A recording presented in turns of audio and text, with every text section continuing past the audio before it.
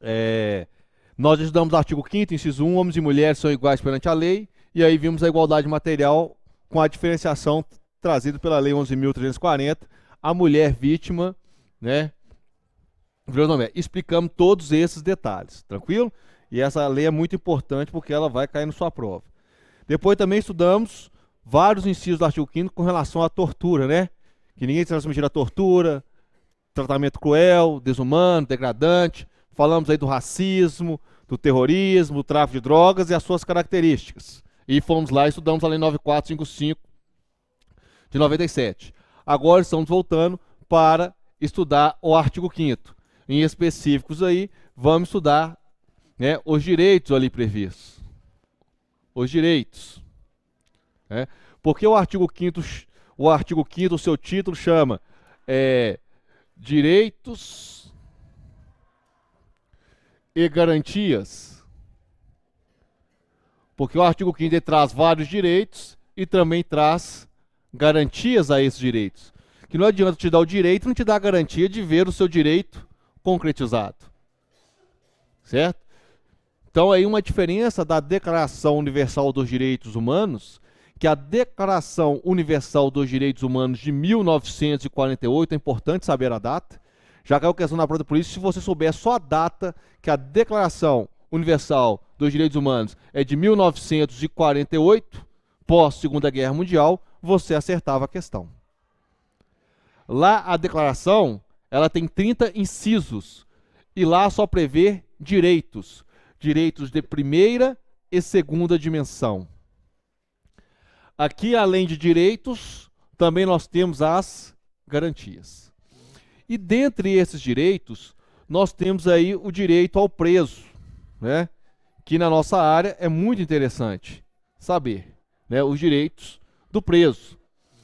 E o preso, ele tem o direito, né, de ficar em silêncio. Quando ele é preso, ele tem que ficar em silêncio, se quiser. Ele só fala se quiser. Então não adianta querer forçá-lo a falar. Se você forçá-lo a falar, mediante violência ou grave ameaça, que crime é esse? Se for com o objetivo de obter uma confissão, declaração, dentre outras possibilidades que nós já estudamos aqui de forma detalhada. Então ele tem direito de ficar em silêncio, até mesmo no processo, até mesmo na presença do juiz, ele tem direito a ficar em silêncio.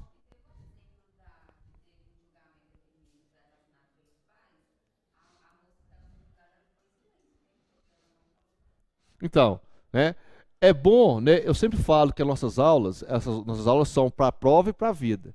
Que aí vocês começam a ver as reportagens e começam a entender o que está acontecendo. Né? Então, quando ela fica em silêncio e o juiz não cobra dela, né, é porque a Constituição garante esse direito para ela. Antigamente não. Se você pegar o Código de Processo Penal, né, que é bem anterior,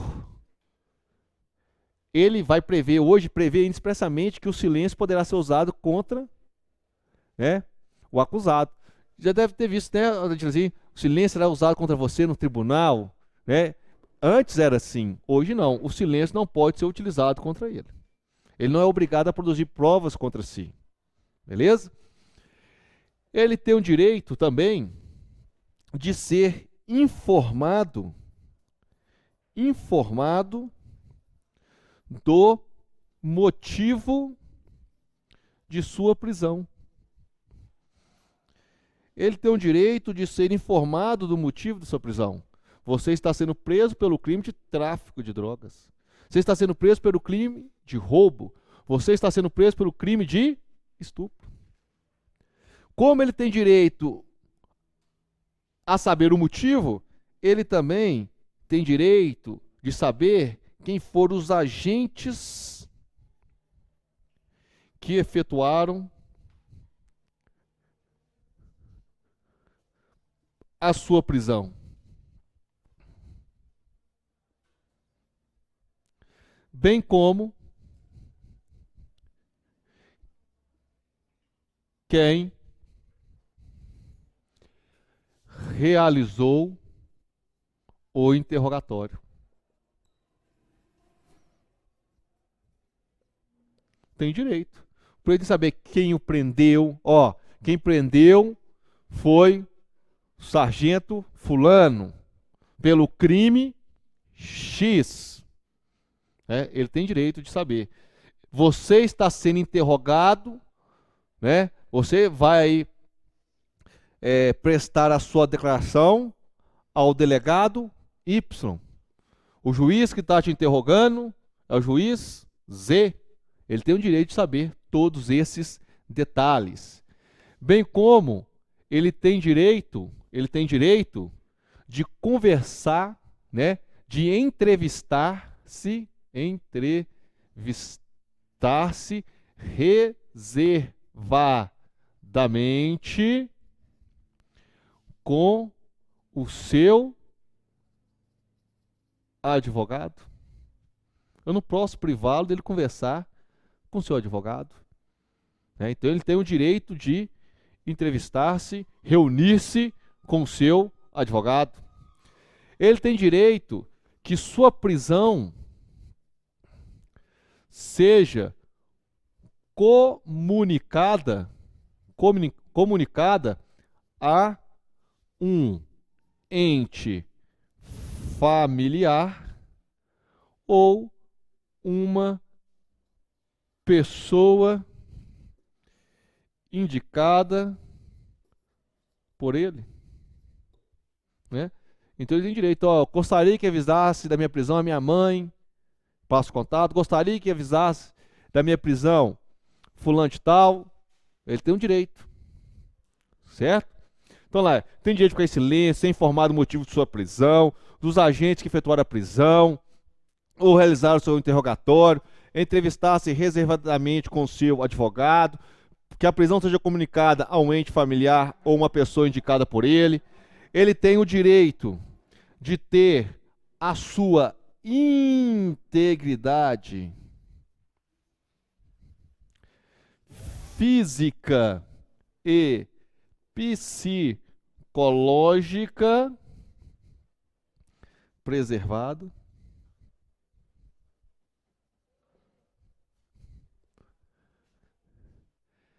Ele tem o direito de somente ser conduzido às autoridades se for preso em flagrante ou por ordem judicial. Ou seja, ele vai ser conduzido imediatamente à presença da autoridade somente se ele for preso em flagrante ou ordem judicial. Então o camarada só será preso e conduzido, vamos supor, pelo policial militar, porque a prisão qualquer um do povo pode. E as autoridades deverão prender quem esteja em flagrante delito. Pode ser um delegado de polícia, pode ser um juiz, um policial militar. Em regra, quem faz essas prisões é o policial militar, que é a polícia que está nas ruas, né? Cuja missão dela é a prevenção, missão precípua. Beleza?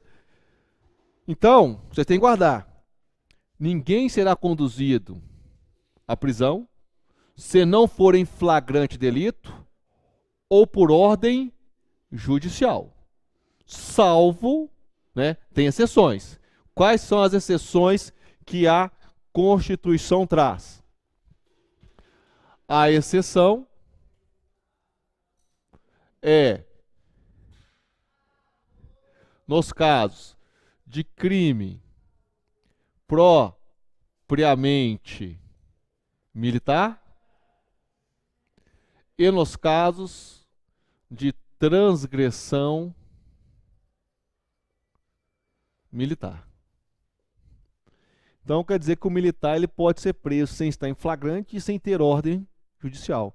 Se ele cometer um crime propriamente militar, que vocês vão aprender quando vocês passarem no curso, né? Está aí previsto no Código Penal Militar. Só exemplo: crime de deserção, camarada que faltar ao serviço mais de 7 dias. Fala aí fora, se você trabalha em iniciativa privada, faltar mais de 7 dias, você vai preso? Você só é mandado embora, por justa causa. Se você está no seu serviço particular lá, você dorme, você é preso? Aqui você dorme. Dormir em serviço é prisão. Crime propriamente militar. Deserção. Crime propriamente militar. Se você chegar aí fora para o trabalho embriagado, você é preso? Aí fora não. Se você chegar embriagado, o seu patrão vai mandar você voltar, descontar o seu dígito e mandar embora. Na polícia militar, se você chegar embriagado, você está preso. Então existem crimes propriamente militares. Nesses crimes propriamente militares, pode ser preso sem estar em flagrante. Vocês vão estudar também o regulamento da polícia. O regulamento da Polícia Militar de Minas Gerais, hoje, não prevê a prisão administrativa. Mas antes de eu entrar, previa. Como regulamentos de outras polícias de outros estados, prevê. Então amanhã pode-se mudar o regulamento administrativo da polícia e prever essa prisão administrativa, porque a Constituição permite. A Polícia Militar de Minas já teve essa previsão. Depois mudou, hoje nosso regulamento específico é o Código de Ética, e o Código de Ética hoje não tem essa modalidade. Mas amanhã pode vir, pode ser que preveja de novo aí uma alteração na lei, onde volte a ter a prisão administrativa.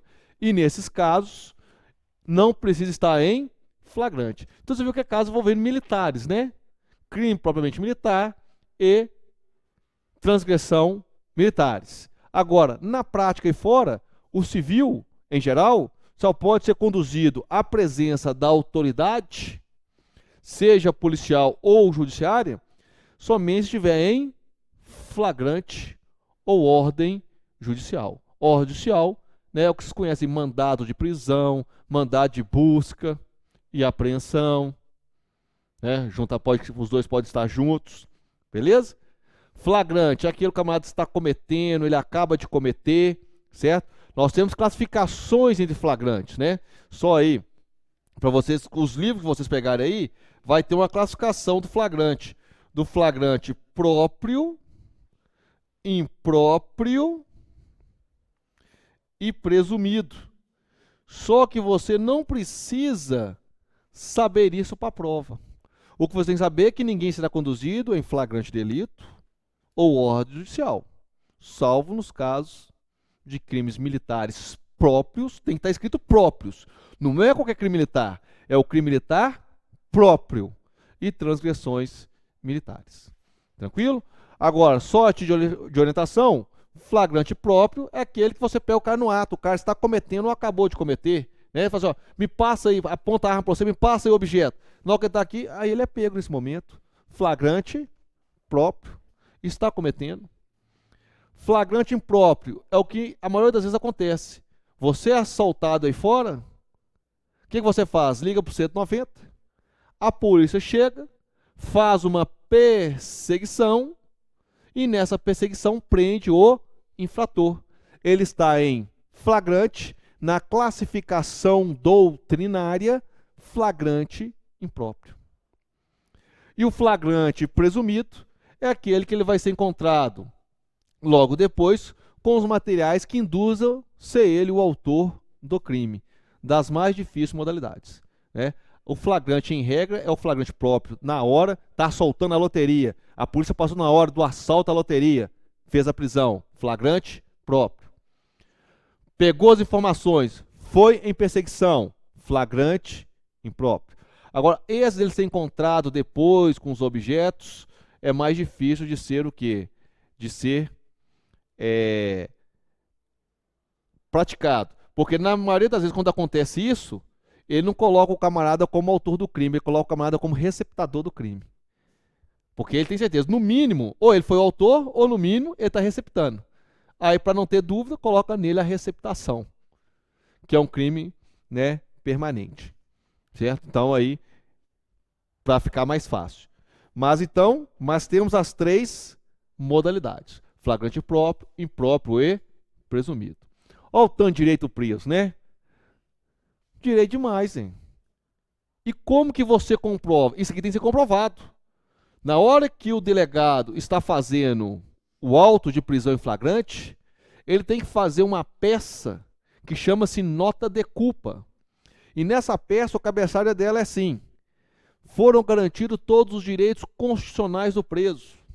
sendo eles ficar em silêncio. Foi informado ao preso que quem prendeu ele foi o policial X, quem está fazendo o APF é o delegado Y, o motivo do crime é esse, ele não quis indicar ninguém para ser comunicado à sua família, ou indicou fulano de tal. Aí depois pega esse documento e fala assim com o preso, assina aí, para demonstrar que ele tomou ciência desses direitos. Aí o preso fala, não vou assinar. Então pega-se duas testemunhas, e na frente dessas duas testemunhas lê essa nota de culpa na presença do preso, e essas duas testemunhas assinam, cientificando que foi lido os direitos do preso. Entenderam? Então essa peça aqui, já existe essa peça aqui montada no computador da autoridade que faz o auto de prisão em flagrante.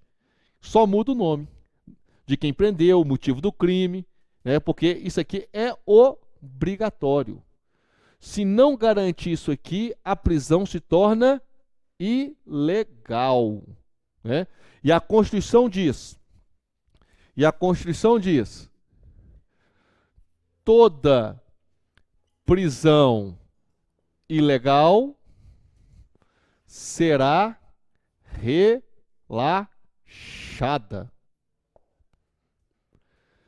Então, se a prisão é ilegal, ela será relaxada.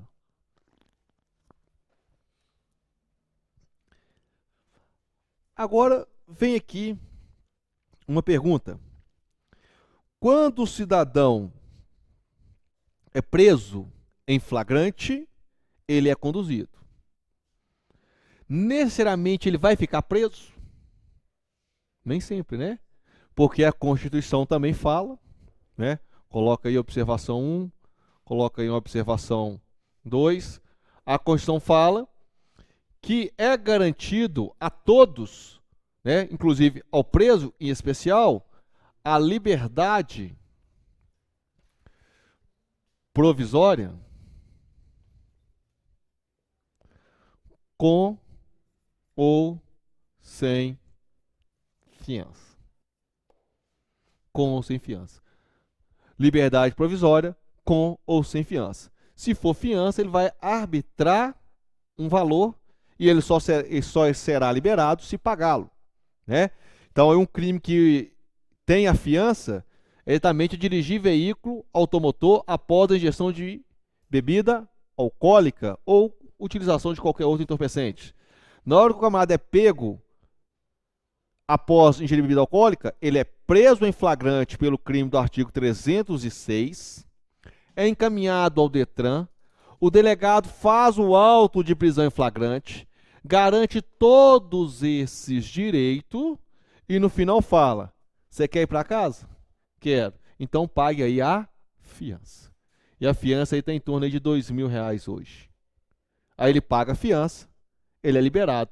Liberdade provisória. O que é liberdade provisória? Você vai ficar solto, vai responder o processo em liberdade. Princípio da inocência.